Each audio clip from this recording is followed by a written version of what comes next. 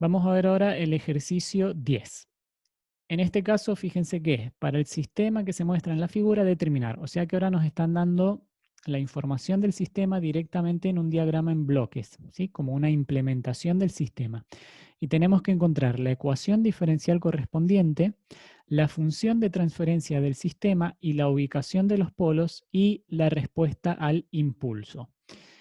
Voy a hacer acá mismo, por más que abajo está resuelto, porque no sé si abajo, a ver si quedó el mismo gráfico. Claro, no, acá no está puesto el diagrama en bloques, así que mejor lo voy a plantear acá, cosa de que podamos ir viendo el diagrama en bloques y después me voy de nuevo para abajo para seguir con la resolución del ejercicio. Fíjense, tenemos entonces el diagrama en bloque y nosotros tenemos que escribir la ecuación diferencial correspondiente. Entonces, de nuevo, vamos a partir desde la salida. Lo voy a escribir acá que me parece que tengo más lugar. Desde la salida I. Recuerden de nuevo, no voy a escribir I de t para no escribir tanto, ¿sí? Pero entonces esta es una función del tiempo. La I de t va a ser igual a. I de t va a ser igual a. Y vamos para atrás. La I de t viene de este multiplicador, o sea que voy a tener menos un medio multiplicando a algo, que no sé lo que es, entonces abro el corchete. Y vemos ahora, ¿qué está llegando al bloque multiplicador? Voy para atrás y llego a un punto de suma. Y a este punto de suma tenemos, voy a hacer, no, lo voy a dejar así. En este punto de suma tenemos, por un lado, un multiplicador que está multiplicando por 6 a la derivada de la salida, ¿sí? O sea que acá fíjense que podemos agregar 6 por i prima. Uy. Entonces este multiplicador multiplica a la derivada de la salida, tengo la salida que entra por acá, es derivada una vez, es multiplicada por 6 y llega a este punto de suma, más, fíjense que esto va a otro sumador, o sea que acá tendría que poner una suma, y en este sumador tengo otras dos señales, digamos, otras dos operaciones que están llegando. Por un lado, fíjense, me voy acá y tengo un multiplicador, o sea que llega al punto de suma algo que está multiplicado por 2. Y ese algo, si vengo para acá, fíjense que es una derivada. Y es la derivada de la derivada de la salida. Fíjense que la señal acá pasa por el derivador, está derivada una vez, o sea que acá tengo i', y esa i' llega a este derivador, entonces acá tengo i segunda. ¿Sí? Entonces, más 2 por la derivada segunda de la i de t. Más, y lo que llega a este otro punto de suma es la entrada x de t. Ahí está. Y ahora sí tendríamos que pasar este menos un medio,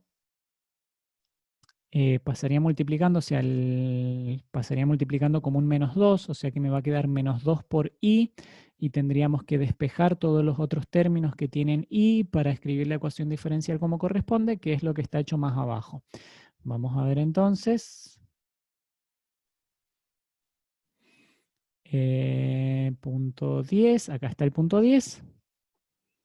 Y veamos, fíjense que está la ecuación esta, escrita tal cual como la vimos arriba, quizá en otro orden los términos, pero es lo mismo. I de t es igual a menos un medio por x de t más 2 por i segunda más 6 por i primera. ¿Sí? Y acá se despeja. Bueno, acá se ha despejado, se hizo una distributiva con el menos un medio y se despejó. Ah, está bueno hacerlo así también porque queda, por ejemplo, la i segunda queda sin ninguna constante multiplicando acá. Si no, nos quedaría ese 2 multiplicando que después cambiaría.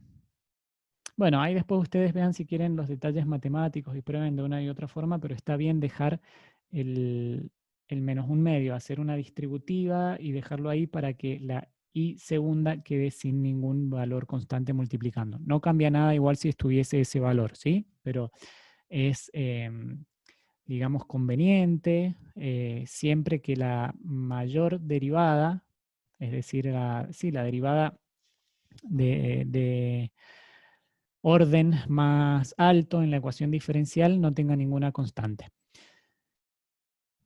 Bien, después nos pedían, en el punto 1 era la ecuación diferencial y después la función de transferencia. O sea que fíjense de nuevo, tenemos que operar como ya estuvimos viendo. Para encontrar la función de transferencia, lo que se hace es aplicar transformada de Laplace en ambos miembros de la ecuación diferencial y despejar para y de s y para x de s y buscar la expresión de la h de s, ¿sí? La función de transferencia. Lo mismo que ya hicimos antes. Bien, y acá hay algo importante. Se pide también que se dibujen, déjenme que vea bien cómo decía el enunciado, la función de transferencia del sistema. Bueno, dice la ubicación de los polos, no dice específicamente hacer la gráfica de polos y ceros, pero igual la vamos a hacer porque yo quería introducir ese concepto. Se nos pide la ubicación de los polos. ¿Por qué? La función de transferencia, que es una expresión, que es un polinomio en la variable s, que es esta que tenemos acá, es un polinomio en la variable s, lo que solemos hacer es factorizar el polinomio denominador, como ya hemos visto también en algunas operaciones. Ahí está, y en este caso nos queda que estos serían los dos factores al factorizar este polinomio denominador, lo que nos permite identificar lo que llamamos los polos de la función de transferencia. Y otra forma de dar la información de cómo es un sistema es mediante las gráficas de polos y ceros. Estoy seguro que lo han visto en teoría con la profesora, pero vamos a ver rápidamente. La gráfica de polos y ceros, ¿qué sería? Una gráfica en el plano complejo, a ver, lo voy a hacer acá abajo que tengo un poco más de espacio. Una gráfica en el plano complejo donde se dibujan los polos y los ceros de la función de transferencia. Este plano es el plano para la variable s, digamos. Se suele poner la s así en un costadito, ¿sí? Para indicar que es la variable s. Y acá tenemos sigma, que es la parte real, y esto es j omega, que es la parte imaginaria de la variable s.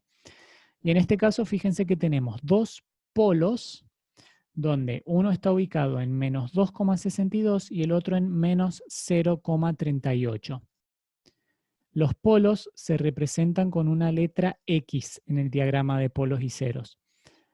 Entonces tenemos uno en menos 0,4 aproximadamente, supongamos que está por acá, entonces se pone una cruz en menos 0,4 y el otro está en 2,6 y supongamos si esto es 0,4, supongamos que tenemos uno acá, 2,6, supongamos acá, si es una cosa más representativa. Ahí está. Y ese es el otro polo en 2,6. Sí, entonces esta sería, tiene varios nombres. Es el diagrama de polos y ceros o la constelación de polos y ceros, ¿sí? Que es el diagrama del plano complejo donde marcamos los polos y los ceros de la función de transferencia. ¿Y qué son los ceros de la función de transferencia? Y son los valores de la variable, los valores que toma la variable s para que la función de transferencia se anule. En este caso no tenemos ningún cero porque para que hubiese un cero, la función de transferencia tendría que tener una s en el numerador. Por ejemplo, si esto estuviese multiplicado por s, tendría un 0 en s igual 0, porque cuando s vale 0, la función de transferencia se anula. Y los ceros se representan con un circulito. O sea que, por ejemplo, si esa S estuviese apareciendo acá, yo en el origen tendría que dibujar un circulito, ¿sí? Que representa el 0 en el origen. Pero bueno, en este caso no tenemos ningún 0, así que sacamos eso. Ahí está. Bien, y otra cosa que iba a mencionar con respecto a eso es que los ceros son los valores de la variable s que anulan la función de transferencia y los polos son los valores de la variable s que nos dan una indeterminación. para la función de transferencia, ¿sí? Porque si reemplazáramos alguno de los polos en el denominador se hace 0 y tenemos una indeterminación, ¿sí? O como que la h de s sería infinita. ¿Está? Bien. Y en el último punto se pide hallar la respuesta al impulso. De nuevo, para hallar la respuesta al impulso, lo que hay que hacer es antitransformar la función de transferencia. Fíjense que acá tenemos un caso de dos polos reales distintos, entonces tenemos que separar en fracciones parciales, tal cual como ya estuvimos haciendo en ejercicios anteriores. Para poder antitransformar mediante tabla, se hace el desarrollo en fracciones parciales o fracciones simples, y después se antitransforma para encontrar la h de t, la respuesta al impulso, que es esto que tenemos acá. Sí, ahí pueden ver esto que les decía más temprano, de que en estos ejercicios aplicamos mucho de lo que ya estuvimos viendo antes de transformada de Laplace. ¿Sí? Transformar, operar y antitransformar. Agregando algunos conceptos como el concepto de función de transferencia, el concepto de implementación de un sistema, ¿sí? o representación de un sistema como un diagrama en bloques, y ahora esto de la constelación de polos y ceros, ¿sí? O el diagrama de polos y ceros para la función de transferencia, que nos da, como les digo, la misma información, ¿sí? De una forma o de otra. Y acá, fíjense, me estaba olvidando un pequeño detalle, es que cuando se representa el diagrama de polos y ceros, hay que tener en cuenta si la función de transferencia tiene una constante multiplicando, y este es el caso, porque tenemos acá menos un medio en el numerador. O sea que esta h de s, yo podría escribirla así: h de s es igual a menos un medio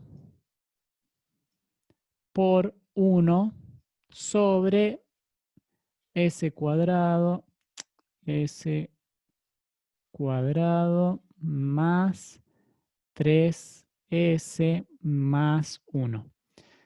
¿Sí? En general, cuando hacemos la gráfica de polos y ceros, la constante esta, digamos, como que no aparecería de ninguna forma en el diagrama de polos y ceros. Entonces lo que se hace es especificar una constante que se le llama h sub 0, que es esa constante que multiplica, y se pone h sub 0 igual, en este caso, menos un medio. Menos un medio. Ahí está. Sí, entonces se especifica esa constante que está multiplicando, porque si no, los polos y los ceros que marcamos nos quedarían solamente como esos factores que están multiplicando o dividiendo según sean polos o ceros, y la constante se especifica de forma explícita. Lo van a ver en los ejercicios anteriores. Bueno, creo que no me olvido nada. Eso sería todo entonces para este ejercicio.